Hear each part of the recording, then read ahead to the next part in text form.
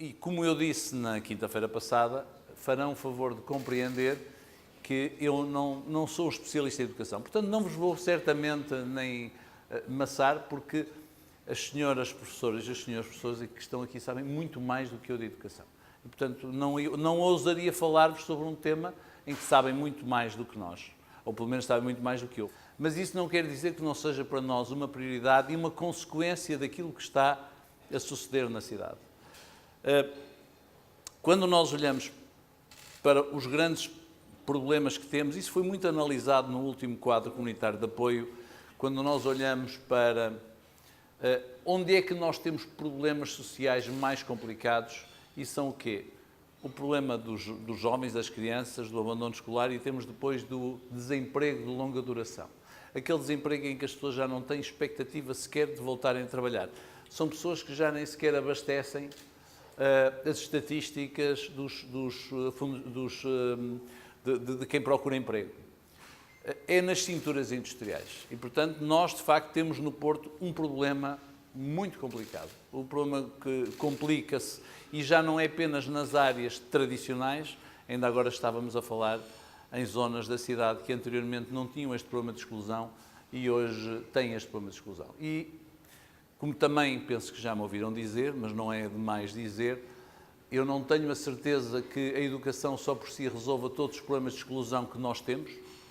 Tenho a certeza absoluta que, se não resolvermos o problema da educação, o problema da exclusão vai se perpetuar.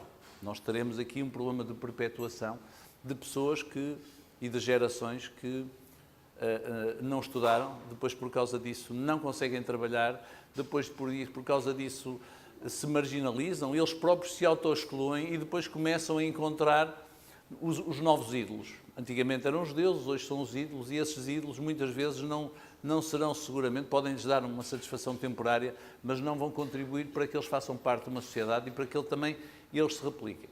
Temos ainda um problema gravíssimo em Portugal, isso nós assinalamos há 4 anos atrás, numa altura em que se calhar a crise era mais profunda, ou pelo menos mais visível. Temos este problema, esta dicotomia entre as crianças dos ricos, as crianças dos pobres, e depois temos ali uma zona intermédia de pessoas que dizem: nós temos um problema, se eu agora tiver mais do que 2 filhos, e eu já estou a ser otimista, provavelmente deixo de ser da classe média e passo a ser pobre e ninguém me vai valer. Temos este problema terrível, e este é o maior problema que nós encontramos. Não é um problema exclusivamente português, é um problema que se coloca um pouco por toda a Europa, mas com os males dos outros nós vivemos bem e vivemos mal com os nossos males e, portanto, temos que encontrar aqui uma solução, e a educação é, de facto, um dos aspectos em que nós podemos fazer a diferença. E podemos fazer a diferença porquê? Porque, apesar de tudo, somos um território que não é demasiadamente grande, nem demasiadamente extenso. Temos uma população que, apesar de tudo, nós conhecemos bem, com as suas contradições, com os seus constrangimentos. Os problemas de exclusão já não têm uma característica étnica ou religiosa, ainda há bocadinho estávamos ali a falar. Hoje, quando pensamos na comunidade cigana, é muito diferente, há muito menos esse paradigma, há muito mais inclusão do que havia há anos atrás e, portanto, nós temos aqui um território de excelência para fazermos aqui alguma coisa de diferente. Isso só pode ser feito, naturalmente, por quem? Por todos aqueles que estão envolvidos nesta comunidade. E, desde logo, os professores são fundamentais nesta matéria, sabendo nós também que é preciso que os pais colaborem, que todos os funcionários que trabalham neste setor colaborem, mas para isso também é preciso dar-lhes condições de dignidade, muitas vezes não são dadas, muitas vezes são trabalhadores com contratos temporários que estão lá há algum tempo, que aparecem lá apenas para servir refeições, porque foi ali que se fez o contrato. E, portanto, esta situação é uma situação muito marcante. E depois temos que envolver, logicamente, os alunos. Como é que nós podemos fazer isto? Bom, o Fernando Paulo falava na cultura e na motivação e em tudo aquilo que tem a ver com esta matéria. Nós, quando desafiamos a cidade a escolher a cultura há 4 anos atrás, dissemos que achávamos que a cultura tinha várias vertentes. E uma delas era o aspecto da coesão, no sentimento que poderia ser a criação de um sentimento de pertença. Eu outro dia dizia a brincar, mas isto com o Paulo conhecido eu falava de vez em quando, é assim: já que não podem ser todos super dragões, nós temos que o trazer para gostarem tanto da cidade como gostam do Futebol Clube do Porto e para verem em eles próprios os exemplos do que eles querem ser e não verem apenas em coisas que eu até gosto particularmente. E, portanto, este sentimento de coesão social, de aproximação, de envolvimento comunitário é absolutamente fundamental e aí a Câmara pode fazer alguma coisa e pode seguramente fazer mais do que tem feito, mas esse trabalho é um trabalho que tem que ser feito, que não pode ser feito de um dia para o outro. Quando nós pensamos em comunidade como o Zopa no Cerco e aquilo que estamos a fazer, envolvendo as pessoas ou com a cultura em expansão, nós claramente podemos trazer as pessoas, mas não pode ser através de uma injeção de penicilina. Ou seja, não pode ser de um dia para o outro que nós subitamente podemos mudar esses paradigmas. Nós temos que começar a fazer com que essas pessoas voltem a ter alguma forma de contexto. E o contexto passa por quê? Pela autoestima. Não há outra forma de nós recontextualizarmos aqueles que não têm oportunidades se não criarmos autoestima. E essa autoestima pode começar na escola, desde que, e aí sim, o município possa interferir nas políticas e possa contribuir com políticas ativas para que as pessoas se sintam verdadeiramente recompensadas por fazerem um pouco melhor todos os dias. Porque é isso que os miúdos precisam. Esses miúdos o que precisam é de sentir aquilo que não sentem em casa. E as pessoas que estão aqui sabem muito bem. Há muitos deles que se sentem muito mais confortáveis na escola do que se sentem em casa. Muitos deles. Imensos deles com quem eu falo. E quando vou às escolas, e vocês já me viram muitas vezes, e veem-me também noutras coisas em que encontro miúdos, eles dizem, onde nós somos verdadeiramente bem tratados, somos na escola. Mas depois, eles são reconhecidos, mas nós não lhes somos reconhecidos. Nós não lhes transmitimos o nosso reconhecimento. E é aqui que nós temos que fazer a diferença. Ou seja, o grande desafio será, não é através do prémio, não é dando-lhes um boné, nem dando-lhes uma gaita, mas é explicando-lhes que, de facto, que nós reconhecemos que eles estão a fazer isso. Esse trabalho tem que ser feito, é um trabalho que tem que envolver as comunidades, vai ser muito duro.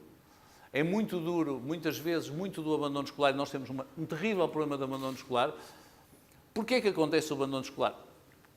Todas as professoras e todos os professores sabem melhor do que nós porque é que acontece o abandono escolar. Muitas vezes acontece pela pressão negativa da própria família, porque a própria família já não entende e de repente começa quase a ter uma situação de ciúme relativamente à escola, porque quando o miúdo chega a casa e diz eu fui mais bem tratado na escola, diz então amanhã não vais para a escola. Esta é uma circunstância que todos conhecem.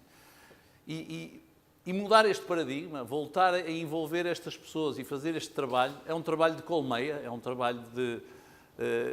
não é um trabalho de formiga, é muito mais um trabalho de abelha e, portanto, aquilo que nós vos queríamos dizer, e não me vou alongar porque acho que queremos todos tomar café, nós temos imensa confiança no trabalho que vocês fazem. Imensa confiança. Os professores têm sido em Portugal verdadeiramente, em muitos casos, heróis. Não são todos perfeitos, nós também não somos. Os pais também não são perfeitos, os alunos não são perfeitos, os funcionários não são perfeitos. Mas precisávamos de conseguir transformar a cidade e dar um pouco este exemplo. Este exemplo de não nos colocarmos às vezes em charneiras e em trincheiras. Eu muitas vezes ouço discussões sobre educação.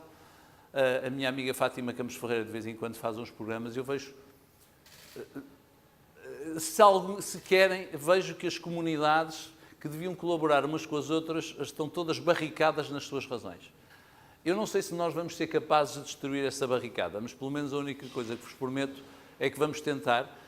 Se conseguirmos, será ótimo, será vantajoso para toda a gente. Se não conseguirmos, pelo menos ficaremos com a consciência tranquila de tentar resolver um problema que se arrasta desde o 25 de Abril. Porque nós, eu disse o outro dia, volto a dizer, quando olhamos para aquilo que foi a construção do Estado Social no pós-25 de Abril, com a generalização de um conjunto de benefícios a todos aqueles que não tinham acesso, porque eu também já estou farto de ouvir dizer que a educação era ótima antes do 25 de Abril, pois éramos meia dúzia, não é? Era só acessível a bem comportados e, portanto, era fácil. Mas, de facto, onde nós falhamos, nós olhamos para todo o resto e o resto resolveu-se. Hoje em dia, a fome que havia, eu lembro de ser miúdo e ver pessoas com fome, hoje em dia já é difícil ver, a não ser em casos que têm a ver com toxicodependência e problemas associados, mas é difícil encontrar fome. A saúde é um problema que, apesar de tudo, se vai resolvendo e nós conseguimos resolver isto bastante bem. A habitação, apesar de tudo, o investimento tem sido gigantesco, e o nosso é um caso disso. Tem havido um grande investimento na habitação, mas é, de facto, na educação que nós precisamos de resolver. E qual é o problema? É que destes 4 paradigmas do Estado Social, a educação é o único que tem a ver com o futuro. Os outros não têm. Tem a ver com o presente ou com o passado. E, portanto, se nós olhamos para o Estado Social e queremos acreditar no futuro, e acho que todos nós queremos acreditar no futuro. Tenhamos ou não tenhamos filhos, não tem nada a ver. Acreditamos no futuro, porque se não acreditarmos no futuro não vale a pena viver. É de facto onde nós estamos a fracassar. Então como é que é possível que o Estado Social que nós construímos, a pulso, foi tão duro, que nos custa tanto, porque todos nós pagamos os nossos impostos, seja capaz de ter a representação do presente e não ter a representação do futuro. E eu gostava muito que nós todos tivéssemos este compromisso de olhar o futuro, independentemente das nossas crenças, das nossas ideologias, de tudo aquilo que nós acreditamos que no dia-a-dia, que haja pelo menos este compromisso de futuro. Numa Europa que muitas vezes começa a já não saber o futuro, começa a ter dúvidas sobre si própria, a achar que isto acabou, a achar que deixamos de... Mas, de alguma maneira, nós continuamos a ter esta possibilidade. Onde é que qual é a vantagem comparativa que nós temos? Hoje em dia já não temos mais matérias-primas do que têm os outros superpoderes, os outros Estados. Não temos seguramente a mão de obra mais barata e também não a queremos ter. Não temos a concentração de riqueza, mas se há uma coisa que nós temos é, de facto, uma raiz cultural, uma identidade cultural que sobrevive a tudo, que consegue apagar fronteiras e, apesar de tudo, nós mantemos estas nossas identidades e não somos capazes de desenvolver futuro. E, portanto, aquilo que eu apelo hoje é que olhem para a educação como futuro. Muito obrigado pela vossa presença. Vamos ver por aí.